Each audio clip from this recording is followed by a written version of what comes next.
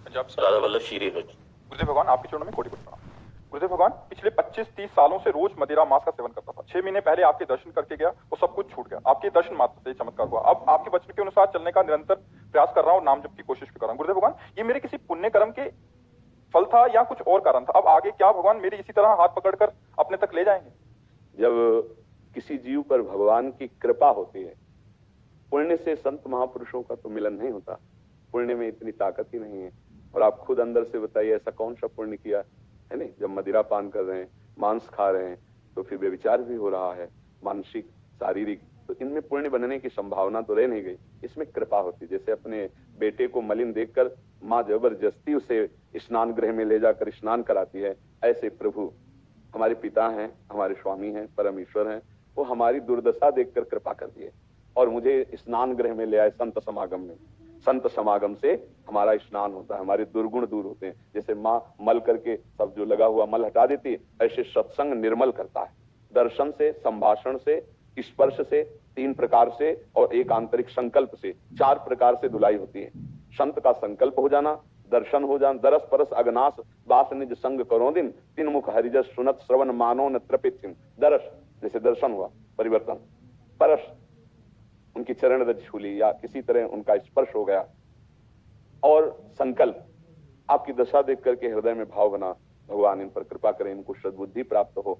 और प्रवचन, उनके वचन, कान में वचन गए, एकदम मन में आया कि अब लो नशानी, अब ना नशयो, बहुत पाप किया, अब नहीं करूंगा, अब तो सही ढंग से चल। ये धुलाई शुरू हो जाती है। ये कृपा से होती है। जहां कहीं हमने पाया तो कृपा शब्द पाया कि अब मुझे भाव भरोस हनुमंता, बिनु हरि कृपा मिले नहीं संत। और जब द्रवहि दीन दयालु राघव, तो साधु संगति पाइए। जब भगवान जिस पर कृपालु हो जाते हैं, द्रवित हो जाते हैं, तो वो साधु संगति दे देते हैं। साधु संगति से हमारा भ्रम, दोष, मल, जो पाप है, ये तीनों नष्ट हो जाते हैं। और हमारे हृदय में एक जिज्ञासा जागृत होती है, जो अभी आप बोले कि क्या भगवान हमारा हाथ पकड़कर गिरने नहीं देंगे, अब आगे बढ़ाते रहेंगे? यही बात शरणागति पर ले जाती है कि हे नाथ, यद्यपि मैं आपके योग्य नहीं हूं, पर आपने मुझे घसीटा, तो अब मैं आपके शरण में हूं। आपको साक्षी करके अब कोई गलती नहीं करूंगा, नाम जप करूंगा, बस आप संभाले रहना। ये भाव अंदर से रखे तो पूर्व में जितने पाप हुए हैं वो सब भस्म हो जाएंगे। नाम जप से, आश्रय से भगवान के। देखो, कोई भी बात प्रमाणित होनी चाहिए। तो गोस्वामी तुलसीदास जी लिखते हैं, सन्मुख होए जीव मोहि जबहि, जन्म कोटि अघनाशों तबहि। भगवान कहते हैं, करोड़ों जन्मों के मैं पाप नष्ट कर देता हूं जब जीव मेरी शरण में आ जाता है। तो हमारे करोड़ों तो है नहीं, असंख्यों पाप जमा है, न जाने कितने जन्मों से। उनको कुछ भोगा, कुछ स्टॉक में जमा है, कुछ नया स्टॉक गोदाम में जमा हो रहा है जो अभी किए हम। अब पूरे गोदाम को नष्ट करने की सामर्थ्य केवल भगवान में है। तो हम भगवान की शरण में हो, उनका नाम जप करें। और फिर ये बात आपको भी कहते हैं कि आपको ऐसे दोस्त मिलेंगे, कहां फंस गए, अरे यार कितनी मौज मस्ती से जिंदगी कट रही थी, बस कुसंग ना हो, नहीं तो ये चढ़ाई है, चढ़ाई कठिन होती, उतरने में, फिसलने में देर नहीं लगती। ऐसे लोगों का संग न करे। उस समय कट्टरता अपने हृदय में धारण करे कि भाई अब चाहे मर जाऊं पर शराब नहीं पीऊंगा, मांस नहीं खाऊंगा, अब कुछ भी हो जाए, अब जिसे हम पाप जानते हैं वो नहीं करेंगे, चाहे तुम सब छोड़ दो हमें। तो सब छोड़ देंगे तो भगवान पकड़ लेंगे। और अगर किसी को कि यार इनकी दोस्ती न छूटे तो फिर भगवान से हाथ नहीं मिला पाओगे। भगवान के लिए सर्वस्व का त्याग, तो भगवान आपके हर समय साथ हैं, और वो साथ हैं तो फिर बाजी जीत गए। नहीं, भगवान हमारे साथ है तो फिर जितने ऋषि मुनि महात्मा गुरुजन, सबका आशीर्वाद हमारे साथ है। ये बात ध्यान रखो। जहां पर कृपा राम की हुई, ता पर कृपा करे सब कोई। गलत मार्ग के लिए तो तेरी दोस्ती आग लगे, तेरी दोस्ती में कभी नहीं, उठ के चल दे। तो भगवान देख रहे हैं ना, तुमने भगवान के लिए किया तो तुम्हारे दोस्त भगवान बन जाएंगे। पर है ये कठिन, क्योंकि मन भी उन्हीं का साथ देने के लिए तैयार है। कितने ऐसे हैं भाई लोग जिन्होंने सत्संग सुन करके सतमार्ग को ग्रहण किया है। पर ये बस ध्यान रखे कि सतमार्ग में चलने पर आपके सामने जब विपत्ति आएगी तो उन लोगों का मुंह खुल जाएगा।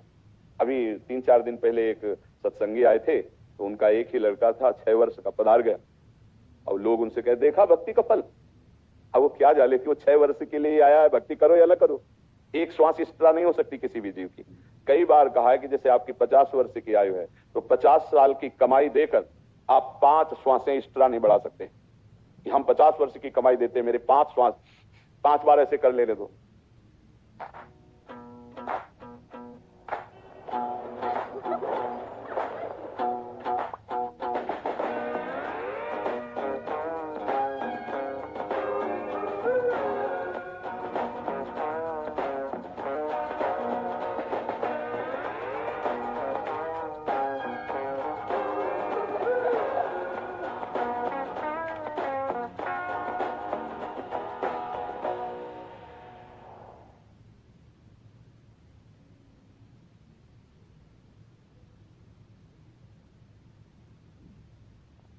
50 वर्ष की कमाई 5 श्वासों की कीमत नहीं है।